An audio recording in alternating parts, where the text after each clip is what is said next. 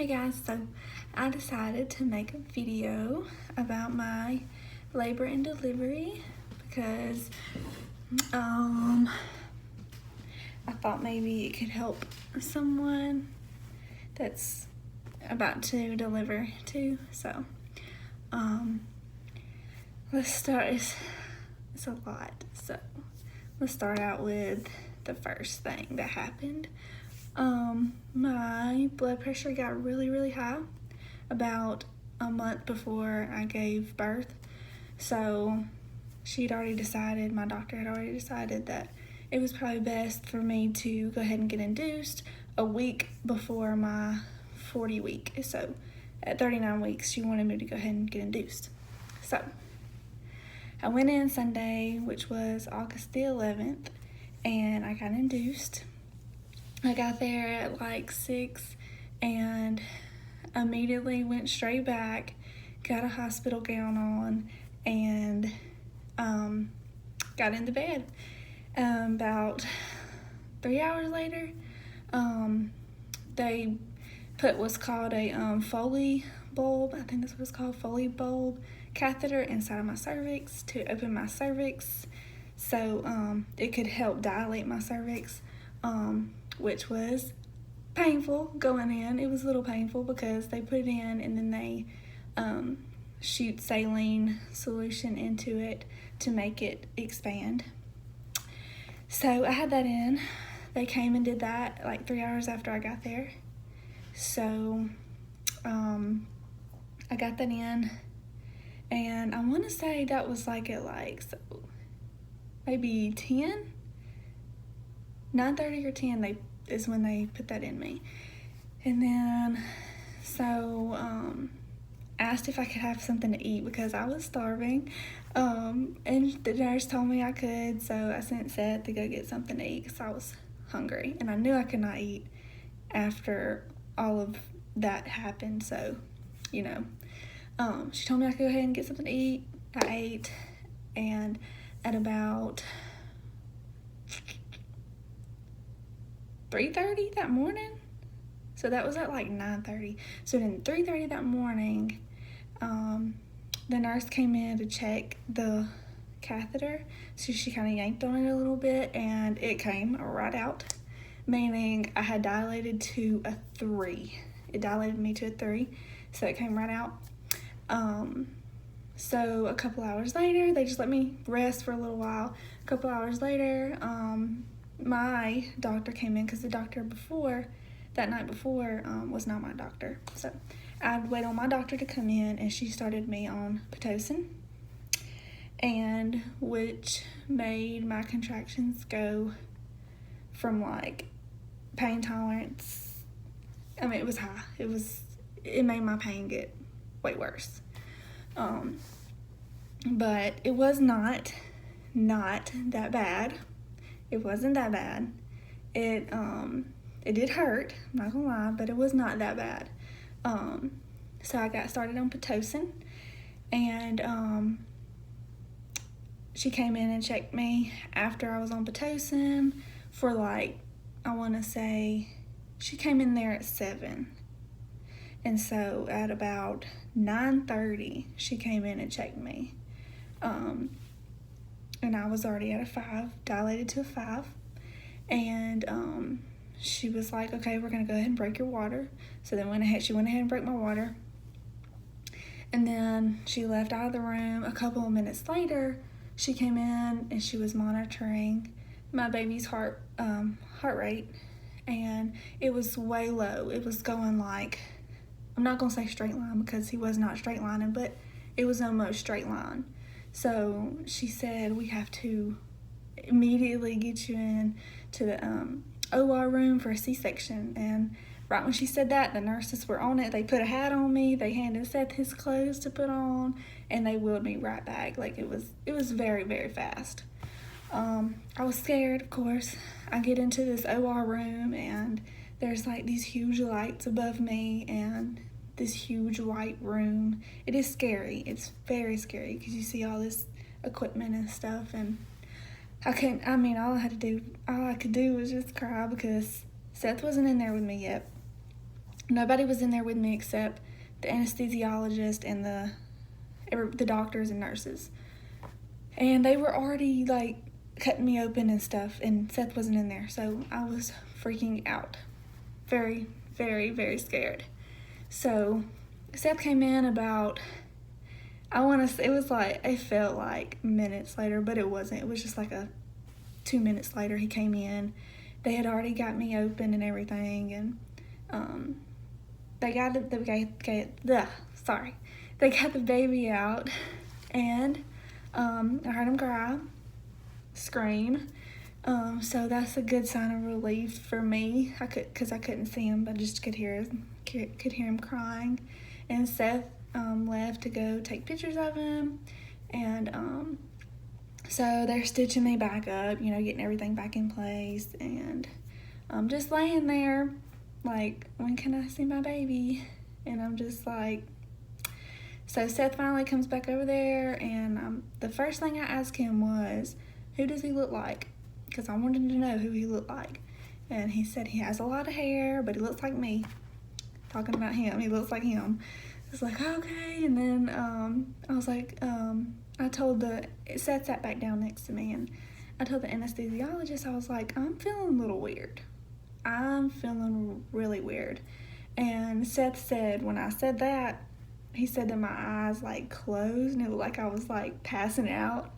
So the anesthesiologist immediately, like, I don't know what he did. He pumped something through my IV or something. I started feeling better, but I did not get to see my baby until they wheeled me out of the operating room and into like this recovery area.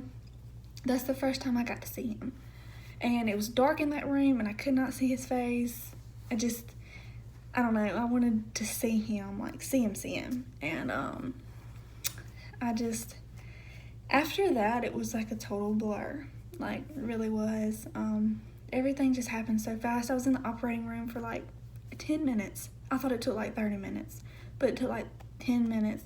Oh, and I forgot to say, when I got to 5 centimeters dilated, I did get the epidural. Immediately got the epidural, and it was the best thing ever.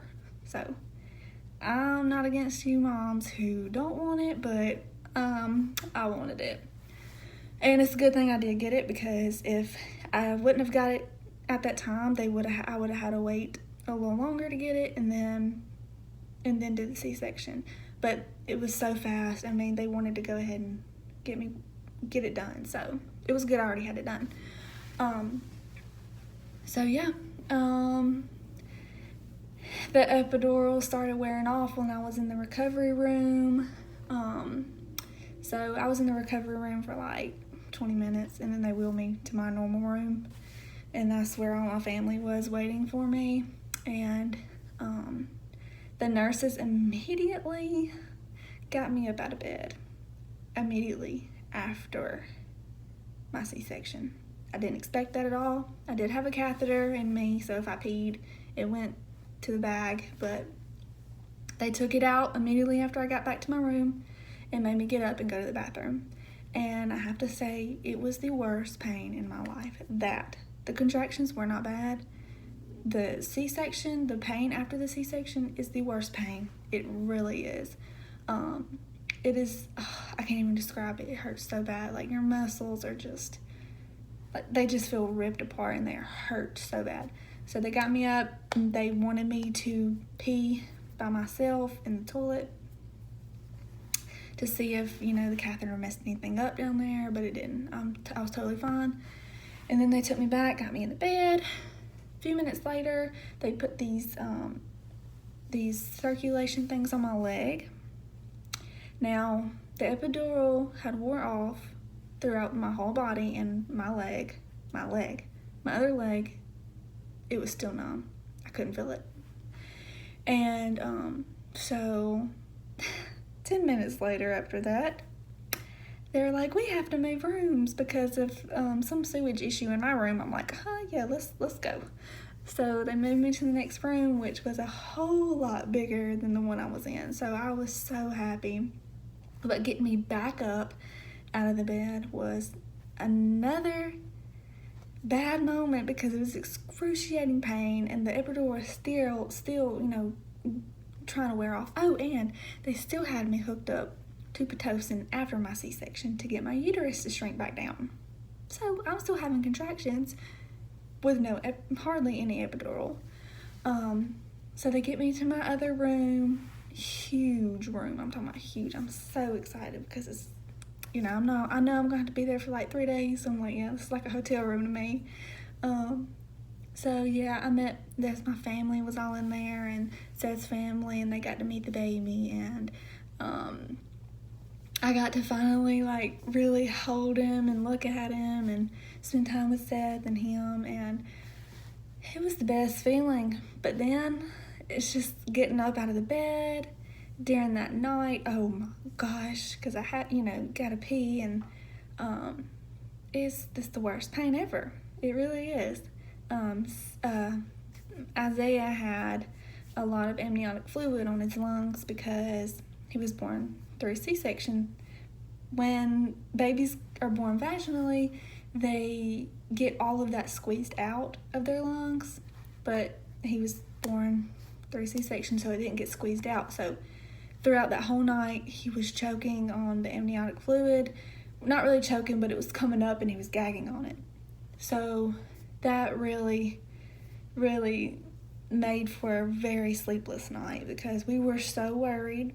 I do have to say that I had the best nurses, the best doctor. Like, I had the best. I really did. My labor and delivery nurses, I love them. They were the best. And my nurses after all this, they were amazing. They helped a lot during the night because of Isaiah choking and everything. They helped out a whole lot. But yeah, I was there he was born on Monday, August 12th. I was there till Thursday because of the fact that my leg and my foot it didn't gain its feeling back. So I couldn't walk on my own. I had to get a walker. I had to have a lot of assistance, you know, getting in the bathtub, getting in the shower, and getting to the bathroom and changing. And I couldn't walk, and it really discouraged me because during the night I could not get up to my crying baby. I could not get up and hold him and, you know, let him know everything's okay. I couldn't change him because it was just so hard to walk. So that really put me into a depressed situation. After I got home, I was really depressed because of the same issue. I couldn't just get up out of bed and help him.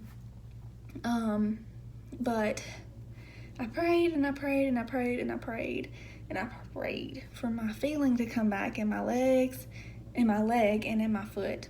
And it did. It is completely back. I think this is my 6th week postpartum, or next week, I don't know. But yeah, it's back. I don't have any more pain in my C-section area. My scar is completely healed. Everything is good, and I have the best baby in the world. I'm a little biased, but I do have the best baby in the world. But yeah, I just hope that this video encourages you soon-to-be moms.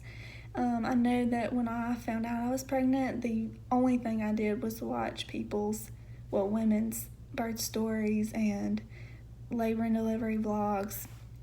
And I wanted that perfect delivery. I wanted it, but it didn't happen. I had a birth plan, I had everything, and it just didn't work out. So, you know, if you have a birth plan or anything, just know that it might not go the way you want it to go. And just be prepared for a plan B. And I was not prepared, I promise. But yeah, I hope this video encourages you all. And I hope you all have a great day.